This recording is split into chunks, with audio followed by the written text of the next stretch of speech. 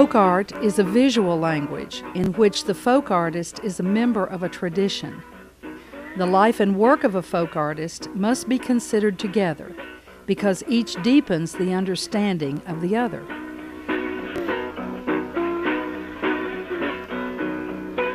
You see, time finds out. I want my children to reap the benefit of what I done. Born in 1889, Ezekiel Gibbs remembered coming to Fort Bend County, Texas, in a covered wagon. Nestled on the Brazos River, Richmond was the site of Stephen F. Austin's original first 300 colonists. Well, you just might say I was a lost sheep and I was just wandering my ways around. As I wandered my way around, guess what I found? I found this old lost sheep all by himself. I got a boy at home here, he says. You can have him because I can't take care of him. I'll give him to you. Father Ollie said, you just bring him up here. So he taken me and carried me up to his house and made me welcome. I must have was about 6 or 7 years old. Bound to be in because, you see, I was able to get around and do. I think I just had on a little old long shirt.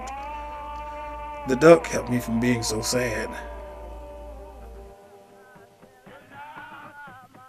Mr. Ollie kept me till I betrayed him. I think I was about 13.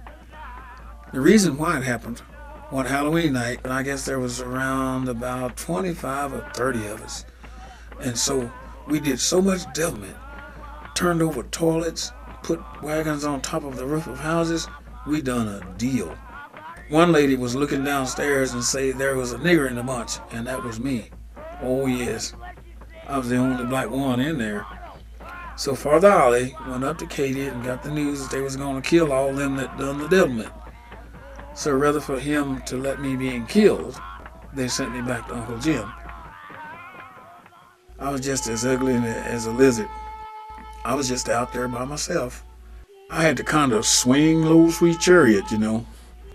I didn't have nothing to show off with. I was just me. So I looked her over. I guess she looked me over too. Her real name was Josephine Johnson Gibbs, but I called her Kid. She called me Gibbs. Her daddy was a farmer in Fort Bend County down near Richmond. He kept his eyes on me and I kept my eyes on his girl. We married December 2nd, 1909. I stayed with her for 63 years. She would always sit with me and tell me about the children, what was happening with each one. I miss my wife. In 1914, there was a great flood. The water was everywhere. The water came running up to my house. My wife commenced to hollering and crying and saying, Lord, we's all going to get drowned out. I kept a cool head. We loaded up and pulled out. And that's the time the wagon and the horses all went out of sight except their heads. The wagon bed was a solid piece of wood. By having a good solid bed, you see, it just floated on top just like a boat. If a wagon bed kind of been with cracks in it where the water could come in there, we all might have got drowned. I want people to know I was in that flood. Old Jack. That mule was a good old mule, about 15 or 16 years old. But he would break into my neighbor's field, don't care what I done. We couldn't keep him out. Just couldn't keep him out. So I says, now mule, now I do all I can for you. I feed you a plenty, and it looks like you're just gonna make me lose friendship here with my neighbor. That's what you're doing. I knocked him in the head with a sledgehammer, and I killed him. In 1917, looked like God himself had went against me. I lost everything I had. My oldest daughter, my brother died, my little boy was born, and they tried to send me to the army. Everything tried to happen to me right there. After all of that had come to pass, it kind of got dry. The ground got so hard, just cracked open. They didn't get no rain until the 18th of May. You know, that year I made 21 bales of cotton? 21 bales of cotton. And I went and paid up all of my bills and everything. I made another big crop that year and started buying some property. Because during the Depression in 1929, Richmond Bank went busted. And it rained out and the cotton all went. I planned to get 100 bales of cotton. Didn't get but one. They was foreclosing other people that couldn't pay. I could have paid, but the bank went bust on me. It cost $1,700 that I had for no-go money. I just didn't know no better. I just give it away. Here's my saddle horse, old Boley. A cow couldn't get away from him. I had a good saddle and silver-mounted spurs. I gave him all. Always went up. Started with a slide, then a wagon, tractor, Model T, Model 8 truck. When the Army took my boys, I sold it all back and stayed with my horse, Boley. He was 25 years old. Got to be such a rascal he wanted to pitch. A man bought him for $100. I was kind of sick. I sure miss that horse. This here's beef. When people wanted beef around here, all they're doing is seeing me. I like to have been arrested a couple of times. People seen me killing my beef, and had the law come down there. What you doing killing beef here, they says. And I says, well, I didn't know no better. They say it's against the law for me to kill my own beef. I want to know why, but they never told me. They just say, hurry up and clean him and let me have a piece of it. Back in 1935, I run over Mr. Mark's daughter at Barker, Texas.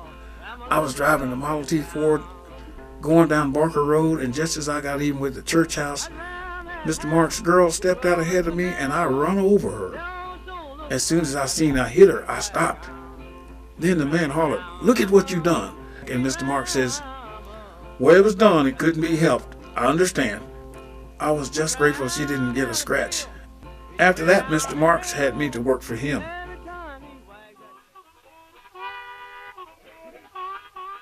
Ezekiel Gibbs discovered art at the age of 86 as a way of telling his story. His paintings and drawings are filled with joys and sorrows, family and friends, natural disasters, fire and ice storm, floods and droughts, man-made catastrophes such as World War I and II, 1929 Depression, government control of farming and urban renewal, the acquisition and loss of both property and valued animals, accidents, deeds of heroism, entrepreneurial projects, and the oppressive culture of his time. Mr. Gibbs shares the joys and blessings of his life with the viewer, as best exemplified in his interview response to his exhibition at the Museum of Fine Arts, Houston. I felt good. See, I had never been into nothing like that. People were coming in here, enjoying looking at me and enjoying my art. I just felt uplifted, but I didn't know how or the why. I met Dr. Marcio when we were looking at my paintings. We were talking and he asked me about each one. I told him about how I come to think so I could tell it like it is, and I had to just go until I understand it. Things aren't like they used to be. I have made a pattern of my life. So you show the people what I have done to keep down confusion and trouble. Everybody met me rejoicing, both colored and white. Seems they was just uplifted. In response to his life and his art, Mr. Gibbs states, well, I just went to work and manifested the best I know how. And as I did, I just went to maturity. Yeah, secured with all I had and was satisfied with what I got. Just take what I got and make what I can out of it. See, when drawing a picture of myself, I just went through so many different things until I couldn't hardly clarify it. Just had to take it as I find it. And I guess that's just my life. That's just my life.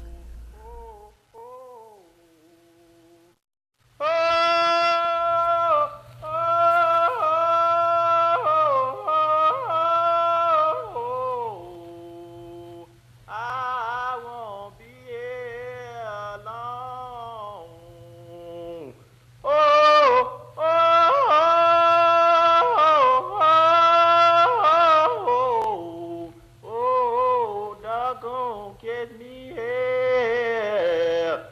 don't catch me